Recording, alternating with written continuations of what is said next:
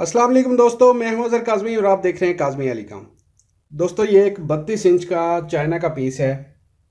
ये Samsung brand में है और इसमें प्रॉब्लम ये है कि जब हम इसको ऑन करते हैं, मैंने इसको पावर ऑन किया तो इसमें बैक लाइट ऑन हो जाती है। अब ये मोबाइल में मे भी कैमरे में आपको रोशनी है, नज़र सही ना आ रहा हो, लेकिन ये इसके ये कफ का प्रॉब्लम है, तो इससे हमें ये शो हो रहा है कि इसकी बैक लाइट जो है वो ऑन हो रही है। हिस्ट्री इसकी कुछ ऐसे है कि इसमें सॉफ्टवेयर किया गया है लेकिन ये ऑन नहीं हुई। तो आज मैं आपको बताऊंगा कि इसको हम कैसे चेक करेंगे कि वाकई इसकी प्रॉपर रेजोल्यूशन का सॉफ्टवेयर इसमें डाला गया कि नहीं डाला गया। तो वैसे तो उसको इसको पैनल को चेक करने के लिए इसको खोलना पड़ता है, लेकिन हमारी खुशकिस्मती ये है कि इसके ऊपर ये पैनल का स्टिकर लगा हुआ है। ये पैनल का स्टिकर है, इससे हम इसकी गूगल में रेजोल्यूशन चेक कर लेंगे। जी दोस्तों, इसकी रेजोल्यूशन मैंने वैसे चेक कर ली है। अगर आप में से कोई दोस्त चेक करना चाहे तो ये शार्प LK315T3HB87 ये पैनल का नंबर है। इसको जब हम गूगल करते हैं पैनल लुक में तो हम इसके वोल्टेज, इसकी रेजोल्यूशन देख सकते हैं और ये 1366,768 का है। इसमें बैक लाइट जो है वो ऑन है। अब मैं करूँगा क्या, मैं आपको बताता हूँ कि RT809F प्रोग्रामर के थ्रू, ये मैं आपको दिखाता हूँ। ये मेरे पास प्रोग्रामर है RT809F। ये प्रोग्रामर वैसे काफ़ी दोस्तों के पास है इस वक्त, और ऑलरेडी मैं इसकी वीडियोस भी शेयर कर चुका हूँ डिटेल से, कैसा है, कितने का है, कहाँ से मिलेगा, कैसे इस्तेमाल करना, सारा कुछ।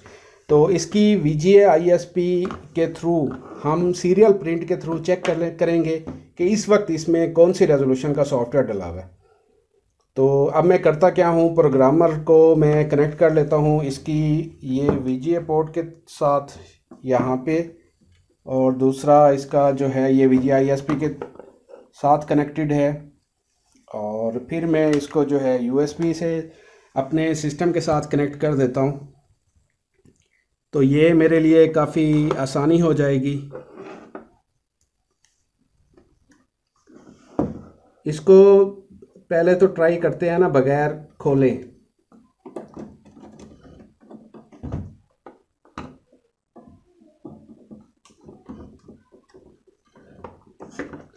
इसको पहले ट्राई करते हैं बगैर खोले, ताकि हम इसका अब ऑब्जर्वेशन भी इसकी ले सकें कि कौन सी इसमें जो है। ये प्रोग्रामर ऑन हो गया। अब इस पे लैपटॉप पे वीडियो कैप्चर करूँगा तो मैं थोड़ा सा कैमरे को बंद कर देता हूँ, लैपटॉप पे कैप्चरिंग करता हूँ ताकि आप दोस्तों को जो है आसानी से समझ आ सके। जी दोस्तों, प्रोग्रामर का इंटरफेस ओपन कर लिया है, प्रोग्रामर कनेक्ट कर लिया है। LED टीवी की पावर इस वक्त ऑन है। सबसे पहले हमने करना क्या है कि हमने यहाँ पे ऑटो ISP पे क्लिक करना है। ये देखें जी, ये हमारा कनेक्ट हो चुका, ठीक है। ये करंटली हमारा सीरियल ISP पे कनेक्ट हो चुका है टीवी के साथ। अब हमने करना क्या है, सीरियल प्रिंट पे क्लिक करना है। ये सीरियल प्रिंट की ऑप्शन रह गई थी और मैंने कहा था किसी एक वीडियो में मैं इसकी डिटेल बता दूंगा। तो सीरियल प्रिंट का हमें फ़ायदा यही होता है कि इसमें जैसे जैसे ये बूट होती है तो इसमें सीरियल प्रिंट में सारी इन्फो आती है। तो इसमें हमें यह भी पता चल जाता है कि इसमें जो इसकी विड्थ, हाइट यानी रेजोल्यूशन है वो क्या है। तो सबसे पहले सीरियल प्रिंट पे क्लिक करना है। सीरियल प्रिंट पे क्लिक करेंगे, ये कमांड एग्जीक्यूट है। अब हमने करना क्या है, टीवी की पावर को ऑफ करना है और फिर दोबारा से ऑन कर देना है, जो कि मैं अब करने लगा हूँ।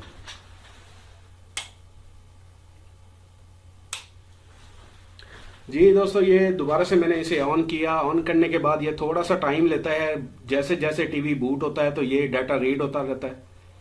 तो सबसे इसमें काफ़ी सारी चीज़ें हैं, बहरहाल अभी वो हम डिस्कस नहीं करेंगे। टाइम टू टाइम ज़रूरत पड़ी कभी तो इंशाल्लाह डिस्कस करेंगे।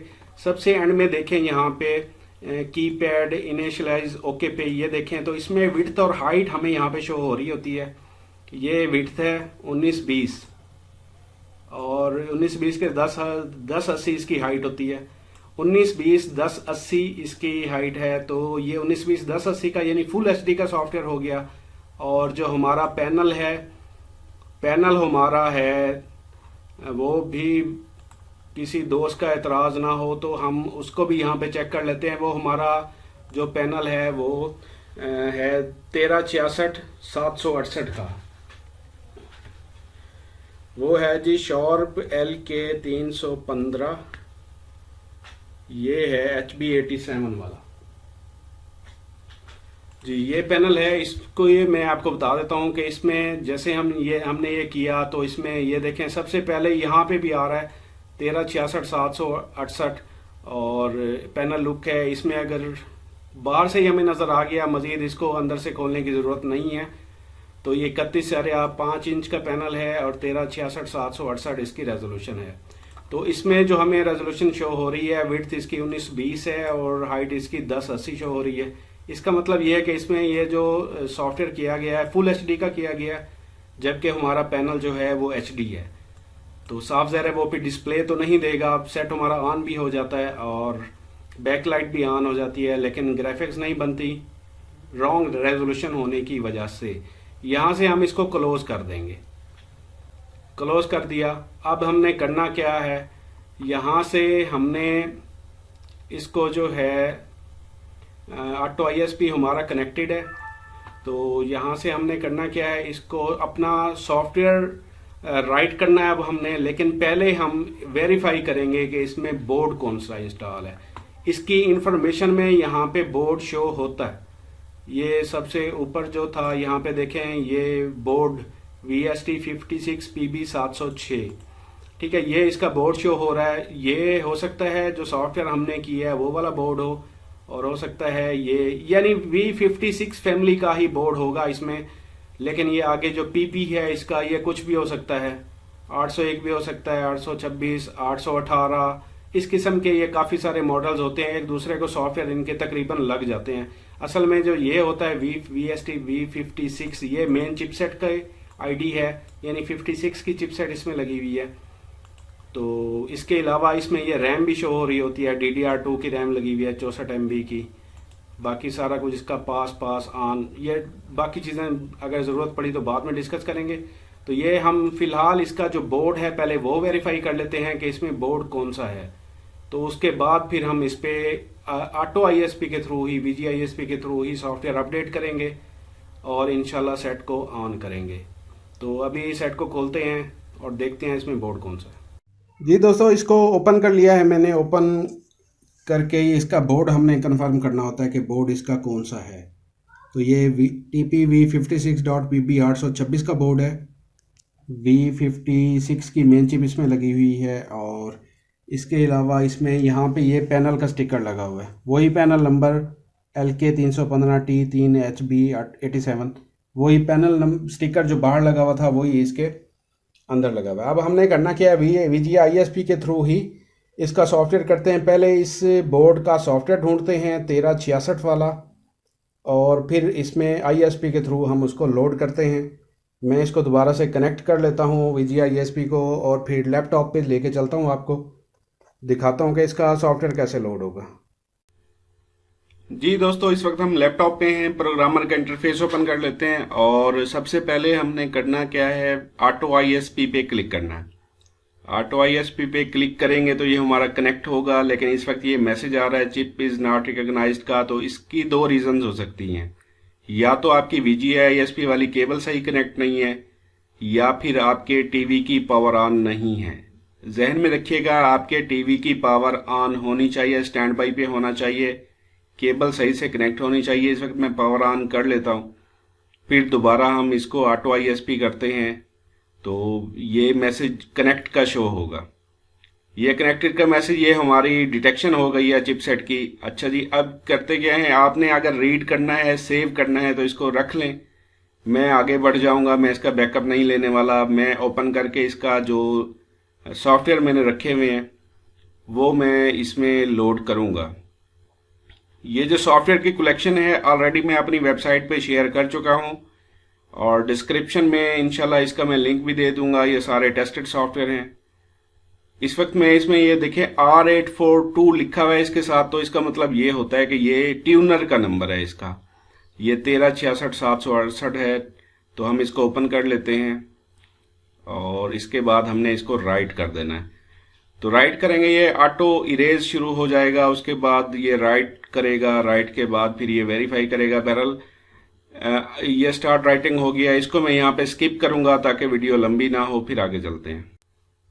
जी दोस्तों, ये कंप्लीट हो चुका है और अब इसने ऑटो वेरीफाइंग शुरू कर दी है। एक बात यहाँ पे भी आप ध्यान में रखिएगा कि जो फ्लैश आईसी हम उतार के प्रोग्रामर पे लगाते हैं उसकी रीड राइट स्पीड ज़्यादा है। जो VGISP के थ्रू हम कर रहे होते हैं उसकी जो रीड राइट स्पीड है वो थोड़ी स्लो होती है, तो इतना भी स्लो नहीं है, बहरहाल बहुत जल्दी हो जाता है। अब ये ऑटो वेरीफाई कर लेता है तो फिर आगे चलते हैं। जी दोस्तों, ये वेरीफाइंग कंप्लीट हो चुकी है और ये मैसेज आ गया है वेरीफाई सक्सेसफुल का। अब हमारा प्रोग्रामर वाला काम ख़त्म हो गया है। अब चलते हैं अपने टीवी की तरफ। जी दोस्तों, अब बारी आती है इसको ऑन करने की। केबल हम ये VGISP वाली उतार लेते हैं और इसको मैं सीधा कर लेता हूँ, ऐसे पता नहीं चलेगा। थोड़ा सा मैं इसको ऊपर उठा लेता हूँ, इसको पावर ऑन करते हैं। जी, ये ऑन हो गई है। पहले पिछले सॉफ्टवेयर में तो इसकी ये stand by light LED light भी ग्लो नहीं कर रही थी, तो ये ऑन हो गई है दोस्तों। देखें, बिल्कुल ओके है, नो सिग्नल का मैसेज आ रहा है क्योंकि हमने इसमें प्रॉपर 1366 वाला सॉफ्टवेयर किया है, तो इस वजह से इसमें डिस्प्ले हमारा जो है बिल्कुल सही बन रहा है। ठीक है, तो ये कन्फर्म हो गया कि हमारा रेजोल्यूशन का ही फॉल्ट था और इसकी प्रॉपर रेजोल्यूशन करने से हमारा वो फॉल्ट दूर हो गया। जी दोस्तों, टीवी को मैंने सीधा कर लिया। इसमें एक दो चीज़ें और इम्पोर्टेंट हैं, वो भी मैं आपको बताता चलूँ। एक तो इसका जो सर्विस मेन्यू है वो है सोर्स इनपुट जो भी समझ लें, उसके बाद 2580 2580। ठीक हो गया जनाब, ये इसका सर्विस मेन्यू ओपन हो गया।